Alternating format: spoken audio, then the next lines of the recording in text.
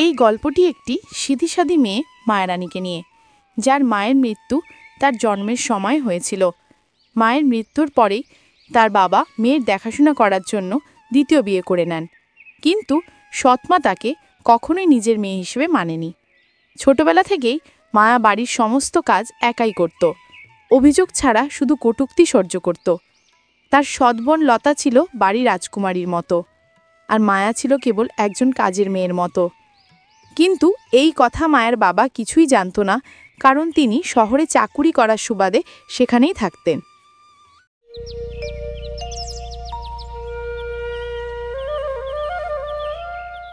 মা, মা, কোথায় গেলে তুমি? এইদিকে এসো, সকাল ৬টা বেজে গেল, এখনো আমার সকালের চা পেলাম না কেন? কি হয়েছে লতা? সকাল সকাল এত জোরে গলা ফাটাচ্ছিস কেন? কিসের এত ঝামেলা? দেখো তো মা, এত বেলা হয়ে গেল, এখনো আমার চা জুটল না। আর সকাল থেকে মায়াকেও দেখছি না, গেলটা কোথায়? কি বলছিস সে লতা? তোকে এখনো চা দেয়নি? ওই হতচ্ছাড়িটা কি করছে কে জানে। সকাল ৬টা, যদিও সূর্য সবেমাত্র উঁকি দিয়েছে। এই বাড়িতে মায়ার জন্য সকাল মানেই হলো কাজের পাহাড় আর মায়ের কোটো কথা। আজকাল মায়াটা না একটু বেশি বাড়াবাড়ি করছে। আজ তার একদিন কি আমার একদিন, এটার একটা ব্যবস্থা করতেই হবে। হে উপরওয়ালা, এই কি সর্বনাশ হলো আমার! আজ আবার দেরি হয়ে গেল, মা আজ আবার বকবেন। মায়া নিজেকে সামলে উঠতেই পারল না। দরজায় এসে দাঁড়ালেন স্বয়ং তার সৎ মা, আর কোনো কথা বলার সুযোগ দিলেন না তিনি।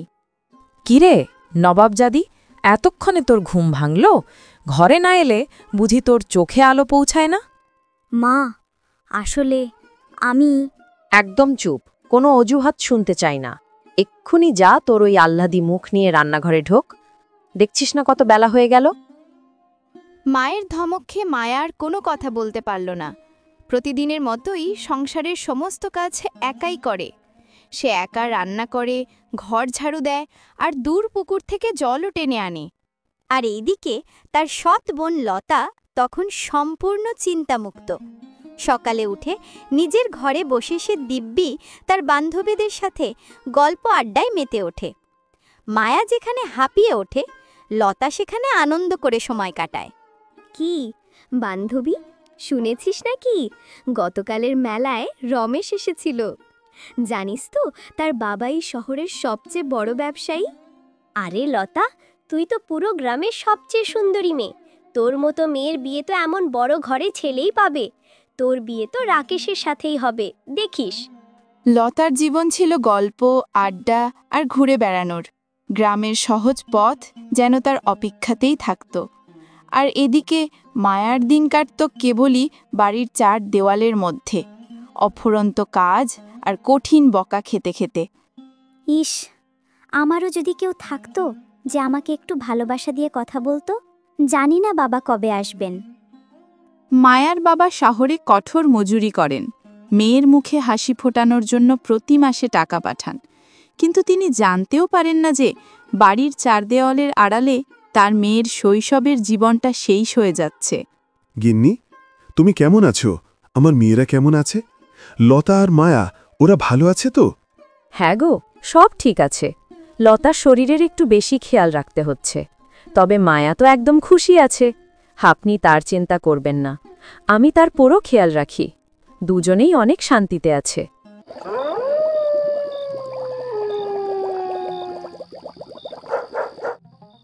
গভীর রাতে সবাই যখন ঘুমে, মায়া তখন বাকি থাকা এঁটো খাবারটুকু খেয়ে একা রান্নাঘরে বাসন মাজছে। মা, তোমাকে আমার খুব মনে পড়ে। তুমি কেন আমায় রেখে চলে গেলে? আমার অনেক কষ্ট মা, বাবাও অনেক দূরে। ইস, তুমি যদি থাকতে। আমার খুব একা লাগে, এখানে আমাকে বোঝার কেউ নেই। মায়ার জীবনে এটা তো ছিল কেবল শুরু। তার ভাগ্যে তখনও আরও অনেক কঠিন পরীক্ষা আর এক অপ্রত্যাশিত ভাগ্য পরিবর্তন অপেক্ষা করছিল।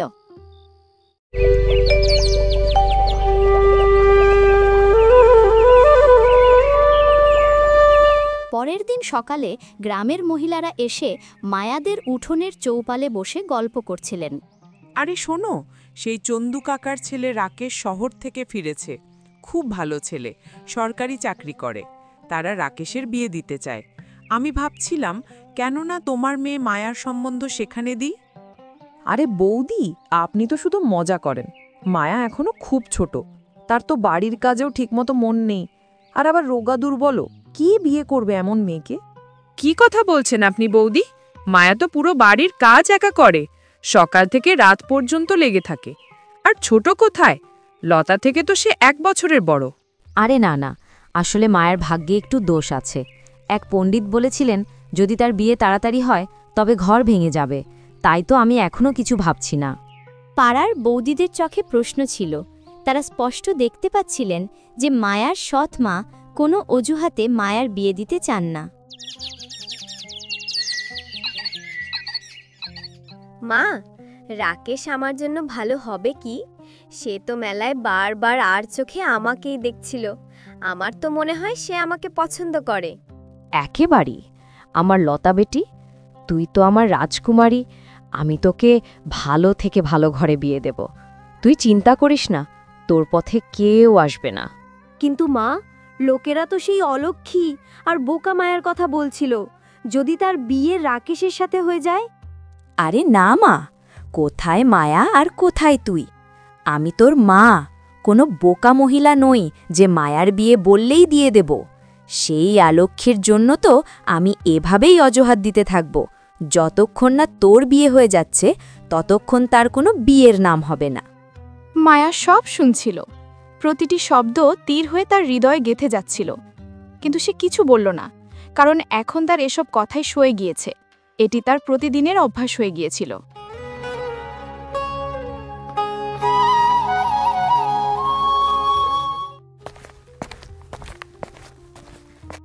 আরেও শিবানী বোন, বাইরে তো এসো।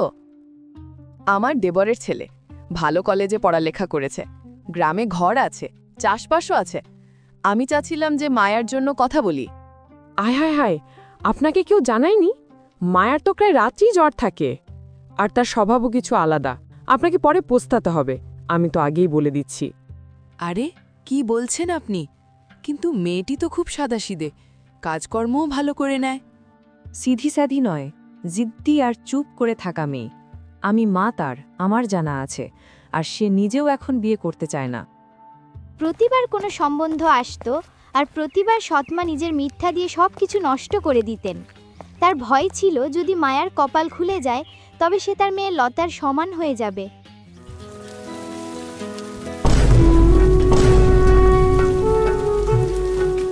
আজ বাড়িতে কিছু বিশেষ ছিল। সৎমা নিজে রাকেশ এবং তার মা বাবাকে বাড়িতে ডেকেছিলেন লতার সম্পর্ক পাকা করার জন্য। সকাল থেকেই রানী আয়নার সামনে দাঁড়িয়েছিল, চুলে ফুল, মুখে মেকআপ আর ঠোঁটে বানানো হাসি নিয়ে। মা, দেখো তো আমাকে আজ কত সুন্দর লাগছে। আজ রাকেশ আমাকে দেখে চোখ ফেরাতেই পারবে না, আর রাকেশের মা বাবা পাক্কা হ্যাঁ করে দেবে। হ্যাঁ, আমার লতা, তুই তো পড়ি, আমার লক্ষ্মী পড়ি। বাস তুই চুপ থাকিস, আমি সব সামলে নেব। আজ তোর সম্পর্ক পাকা করেই ছাড়ব। অন্যদিকে রান্নাঘরে উনুন জ্বলছিল, আর মায়া মেহমানদের জন্য চা আর সিঙ্গারা বানাতে ব্যস্ত ছিল। তার চোখে আজ অন্য কিছু ছিল, কোনো আশা নেই, কোনো অভিযোগও নেই। বিকেল হতেই রমেশ এবং তার মা বাবা লতাকে দেখতে বাড়িতে পৌঁছালেন। তারা মায়ার রান্নাঘরের পাশ দিয়ে গেলেন। আসুন আসুন, প্রণাম জানাই আপনাদের। আসুন, ভিতরে আসুন। লতা তখন ট্রে করে নাস্তা নিয়ে এসে সোফায় বসে সকলকে প্রণাম জানায়। এই হলো আমার একমাত্র আদরের লক্ষ্মী মেয়ে লতা। আরে বাহ, আপনার মেয়ে তো খুব সুন্দর, আমার অনেক পছন্দ হয়েছে। একেবারে ঘরের লক্ষ্মীরানী মার মতো লাগে। আজ তো লতা নিজের হাতে আপনাদের জন্য চা আর সিঙ্গারা বানিয়েছে। আপনারা খান না, আমার মেয়ের হাতে খুব স্বাদ।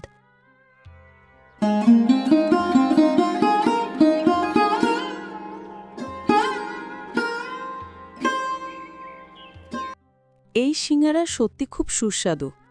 এত ভালো সিঙ্গারা তো আমি শহরেও খাইনি। তোমার হাতে জাদু আছে মা। বেটি, বলো তো এই সিঙ্গাড়া কিভাবে বানালে তুমি? একটু আমাদেরও তো শেখাও।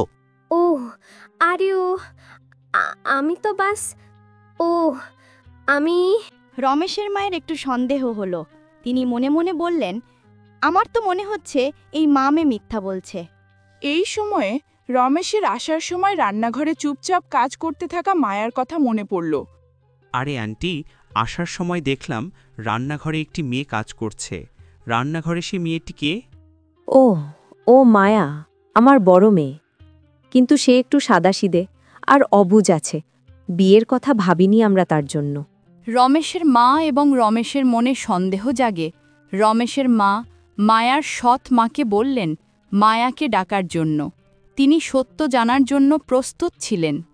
বেটি, তুমি কি বলতে পারো এত সুস্বাদু সিঙ্গারা কিভাবে বানায়? মায়া কিছু জানত না যে ভেতরে কি চলছে। সে নিষ্পাপভাবে সিঙ্গারা বানানোর পদ্ধতি বলে দিল। এখন সৎমার ভয় হতে শুরু করল। আরে, এ কিছু ভালো করে জানে না। এখনও তো বাস আমি একে রান্না শেখাচ্ছি। দেখুন না, মায়া তো এখনও বুদ্ধিতে ছোট। এই কেমন অজুহাত? একটু আগে আপনি বলেছিলেন যে মায়া সাদাসিদে। এখন কুণ্ডলী দোষ চলে এলো। তার উপরে আপনার এই মিথ্যা যে সিঙ্গারা লতা বানিয়েছে। যদি আপনার মেয়ে সিঙ্গারা বানাতে না পারে তবে তাতে কোনো ক্ষতি নেই, কিন্তু আপনার মিথ্যে বলা উচিত হয়নি। এখন সৎ মার কোনো পথ চোখে পড়ছিল না। তিনি অজুহাত দিতেই যাচ্ছিলেন। তারপর তিনি সরাসরি বলে দিলেন, দেখুন, সোজা কথা, মায়া আমার নিজের মেয়ে নয়। আমি তার বিয়ের দায়িত্ব নিতে পারি না। আপনাকে সম্পর্ক করতে হলে লতার সাথে করুন, নয়তো আপনারা যেতে পারেন।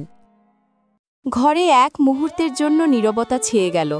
রমেশ এবং তার মা বাবা রাগ করে সেখান থেকে চলে গেলেন। অলক্ষী কোথাকার, কেন এলি তুই মাঝে? সব বরবাদ করে দিলি। তোর মুখ দেখিয়ে অলক্ষী। আমার মেয়ের সম্পর্ক তোর জন্য আজ ভেঙে গেল। আমি জানি তুই ইচ্ছাকৃতভাবে রাকেশের সামনে এলি যাতে সে তোকে পছন্দ করে নেয়। মা, আমাকে মাফ করে দিন। আমি জানতাম না যে তারা আগে লতাকে সিঙ্গারা বানানোর পদ্ধতি জিজ্ঞাসা করেছিল। চুপ, মুখ চালাস? তোকে তো খাবারও দেওয়া উচিত নয়। প্রভু জানেন কি পাপ করেছিলাম আমি যে তুই আমার কপালে এলি। আমার মেয়ের সম্পর্ক ভেঙে দিয়ে তুই ভালো করিসনি। এবার আমি তোর জীবন বরবাদ করে দেব।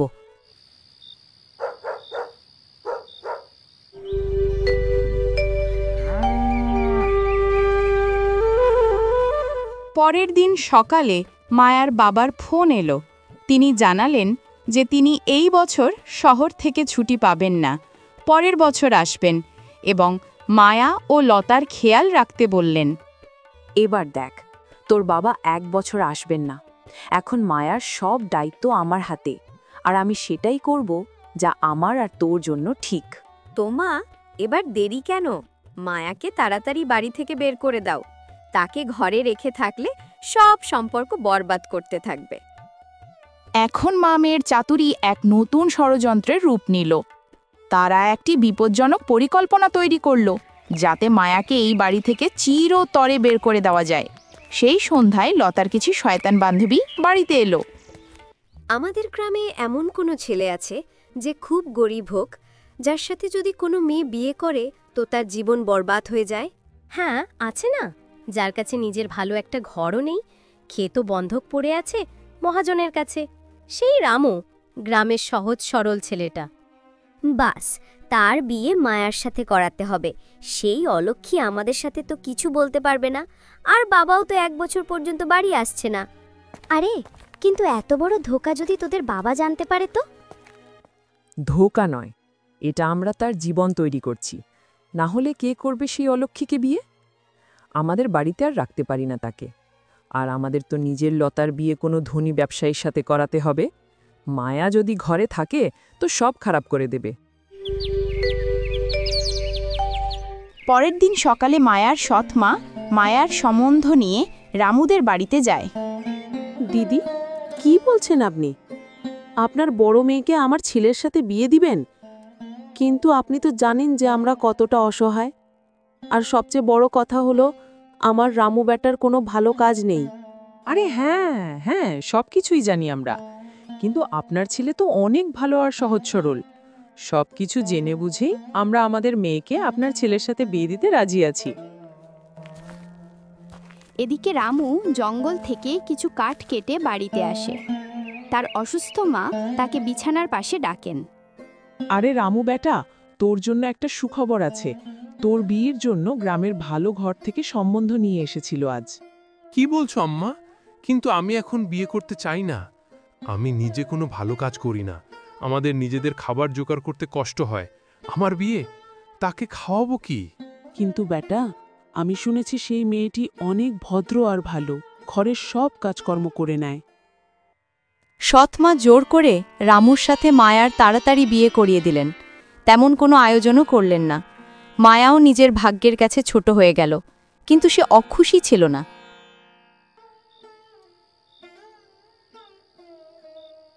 দেখো মায়া, আমি জানি এই বিয়ে তোমার ইচ্ছায় হয়নি।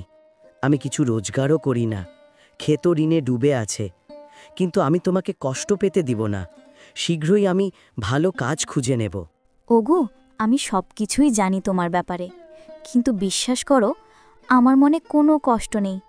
আমি তোমায় পেয়ে অনেক খুশি। তুমি এই নিয়ে কোনো চিন্তা করো না। আমার সারা জীবন কেটেছে পরের জন্য কাজ করতে করতে। এখন না হয় নিজের সংসারের জন্যই কাজ করব। এরপরে রামু তার বন্ধুর দোকান থেকে কিছু চাল, ডাল আর সবজি ধার করে আনলো, যাতে আজকের খাবারের ব্যবস্থা হয়ে যায়। গিন্নি, আমি কিছু সবজি এনেছি, আজ তুমি এই দিয়েই কিছু বানিয়ে নাও। কাল আমি কিছু না কিছু অবশ্যই ব্যবস্থা করব। ওগো, তুমি চিন্তা করো না। আমি বড় ঘরের মেয়ে হলেও সবকিছু রান্না করা আমার জানা আছে। এ নিয়ে তুমি একদম ভেবো না। আমি জানি গিন্নি, তুমি তো আমার ভাঙা ঘরের আলো হয়ে এসেছ। যাই কুঠারটা নিয়ে জঙ্গলের দিকে, দেখি কিছু কাঠ কাটতে পারি কিনা। এই কথা বলে রামু কুঠার কাঁধে নিয়ে জঙ্গলের দিকে গেল। এদিকে মায়া ছোটকাল থেকে ঘরের সমস্ত কাজ একাই করত বলে তার সব কিছুকে অভ্যাস হয়ে গিয়েছিল। সে সামান্য সবজি দিয়েও খুব ভালো রান্না করল। দুপুরবেলায় তারা সবাই খেতে বসলো। বেটি, তুমি কম মশলাতেও কত ভালো সবজি বানিয়ে নিলে। তুমি তো অন্নপূর্ণা। তোমার মতো ঘরের লক্ষ্মী পেয়ে আমি অনেক খুশি। এখন আমি নিশ্চিন্তে পরপারে চলে যেতে পারবো। এসব কি বলছেন আম্মা? জন্মের সময় মাকে হারিয়েছি, এক ফোঁটাও মায়ের আদর ভালোবাসা পেলাম না, শুধু অবহেলা পেলাম। এখন আপনাকে মা হিসেবে পেয়েছি, আপনাকে আমরা হারাতে পারবো না মা। আপনি আমাদের মাঝে চিরদিন থাকবেন। মায়ার কথা শুনে রামুর মায়ের চোখে পানি এসে গেল। সে অনেক খুশি হয়েছিল। রামুও মনে মনে খুব খুশি ছিল। ওদিকে লতার বিয়ে এক ধনী ব্যবসায়ীর সাথে খুব ধুমধাম করে দেওয়া হলো। সৎ মা এই নিয়ে সন্তুষ্ট ছিলেন। এখন সেই অলক্ষ্মী মায়া এই বাড়ি থেকে সেই ঝুপড়িতে চলে গেল, আর লতার বিয়েও এক বড় ঘরে হয়ে গেল। লতার বিয়ে অনেক ধনী ঘরে হয়েছিল ঠিকই, কিন্তু লতা মোটেও শান্তিতে ছিল না। কারণ লতা কোনো কাজই করতে পারত না, এমনকি সে রান্নাটাও ঠিকমতো করতে জানত না। এই নিয়ে প্রায় তার স্বামীর সাথে মনোমালিন্য লেগেই থাকত।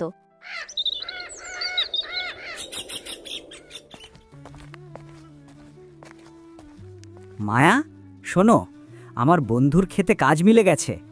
কাল থেকে প্রতিদিন সেখানে কাজ করতে পারবো। এখন আর প্রতিদিনের সংসারের খরচের জন্য আমাদের আর টেনশন করতে হবে না। মায়া আর তার শাশুড়িও খুশি ছিলেন। দিন কাটতে লাগলো। রামু এখন প্রতিদিন তার বন্ধুর জমিতে কাজ করতেছিল আর ধীরে ধীরে এগিয়ে যাচ্ছিল। সে ভালো টাকাও রোজগার করতে শুরু করেছিল। এভাবে কেটে গেল কয়েক মাস। শুনুন না, আমি বলছিলাম যে আমাদের বাড়ির পিছনে কত বড় জায়গা খালি আছে, কেননা আপনি সেখানে কিছু সবজির চাষ করেন। আপনার বন্ধুর জমিতে আর কতদিন কাজ করবেন? এখন আমাদেরও কিছু টাকা জমা হয়েছে, চলুন না মিলেমিশে সেখানে আমরা সবজি চাষ করি। তুমি যা বলছো আমি তো কখনো এটা ভাবিওনি। আমি কালকেই বীজ ফেলে দিই আর চাষ শুরু করি। দিন পেরোতে লাগলো। রামু বন্ধুর ক্ষেতে কাজ করা বাদ দিয়ে নিজের ক্ষেতে দিন রাত কাজ করতে লাগলো। তারপর কিছুদিন পর ক্ষেতে অনেক সবজি জন্মালো। মায়া, মা, কোথায় তোমরা? চলো দেখো, আমাদের পরিশ্রম সফল হয়েছে। প্রভু আমাদের দিকে মুখ তুলে তাকিয়েছেন। আমাদের পরিশ্রম দেখা যায়নি। মায়া এবং রামুর মা সৃষ্টিকর্তাকে ধন্যবাদ করলেন। তারা তিনজন খুব খুশি ছিল। রামু রোজ পরিশ্রম করত আর বাজারে সেই সবজি বিক্রি করত। তার এই ব্যবসা খুব ভালো চলতে লাগলো। মায়ার বুদ্ধির জোরে রামু এখন খুব টাকা কামাতে শুরু করেছিল। মা, আমি ভাবছিলাম যে আমাদের কাছে এখন ভালো টাকা আসতে শুরু করেছে। কেননা আমরা এখন নতুন বাড়ি কিনে নিই আর ক্ষেতও আবার ছাড়িয়ে নিই। মায়া আর মা খুব খুশি ছিল। রামু নিজের ক্ষেতও ছাড়িয়ে নিল আর একটি নতুন সুন্দর বাড়িও কিনে নিল। এখন তারা সবাই খুব খুশি মনে জীবন কাটাচ্ছিল। একদিকে মায়া ও রামুর জীবনে সুখ আসছিল, অন্যদিকে অহংকারী লতা ও তার সৎমা নিজেদের কর্মের ফল পাচ্ছিল। লতার স্বামী ব্যবসায় খুব বড় লোকসান হলো, কারণ লতার স্বামী ব্যবসার টাকা দিয়ে গোপনে জুয়া খেলত। তার সমস্ত জমি ও বাড়ি মহাজনের কাছে বন্ধক রেখেছিল। তারা নিঃস্ব হয়ে গেল, তাদের ঘর ক্ষেত সব কেড়ে নেওয়া হলো। লতা আর তার স্বামী তখন লতার মায়ের বাড়িতে গেল এবং সব কথা খুলে বলল। এ কি কথা শুনছি? আমার মেয়ে, তুই চিন্তিত হোস না, সব ঠিক হয়ে যাবে। বেটি, শুনেছি মায়া খুব ধনী হয়ে গেছে। কি জানি সে যদি তোকে সাহায্য করে। কিন্তু মা, মায়া কেন আমাদের সাহায্য করবে? সে তো আমার এই অবস্থা দেখে খুশি হওয়ার কথা।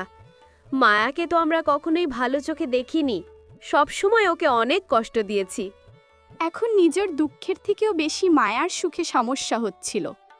তবু লতা আর তার মা একদিন মায়ার নতুন বাড়ি চুপ করে দেখতে গেল। মায়ার ভাগ্য দেখে তাদের চোখ কপালে উঠল। মা, মায়ার বাড়ি তো আমার স্বামীর বাড়ি থেকেও খুব বড় আর সুন্দর।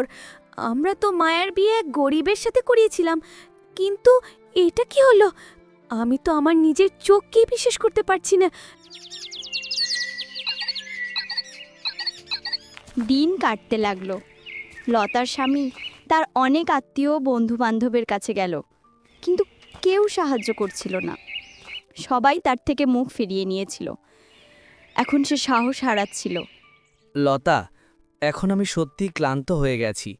কোথাও থেকে সাহায্য মিলছে না, কোনো বন্ধুবান্ধব আমার বিপদে এগিয়ে আসছে না।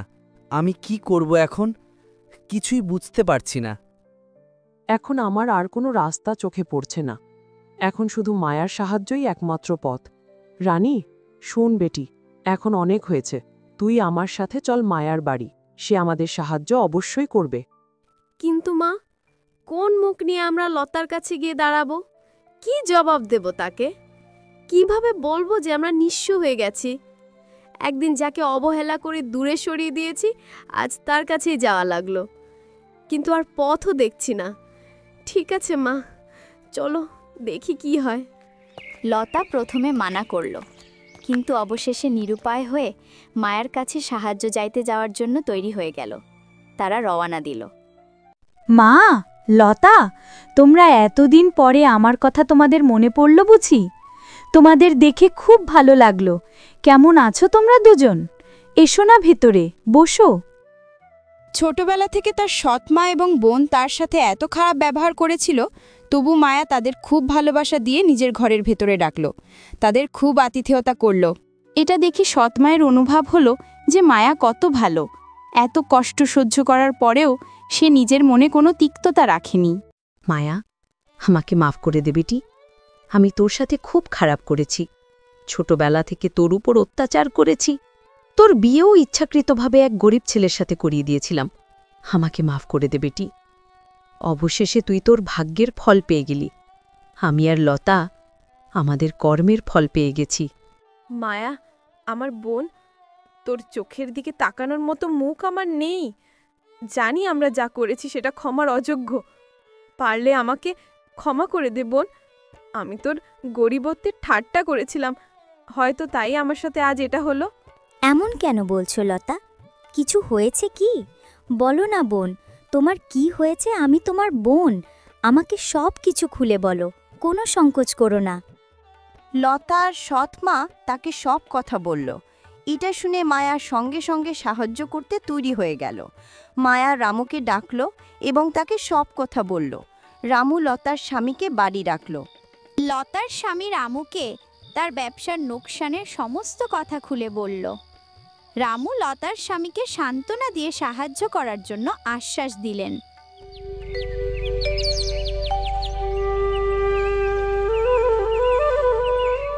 পরের দিন রামু তাকে নিয়ে মহাজনের কাছে গেল। সমস্ত ঋণ পরিশোধ দিয়ে লতার স্বামীর খেয়ে তার বাড়ি আবার ছাড়িয়ে নিল। রামু ভাই, আপনাকে অনেক অনেক ধন্যবাদ। যদি আপনি আমাদের সাহায্য না করতেন তো আজ আমরা ঘর ছাড়া হয়ে যেতাম।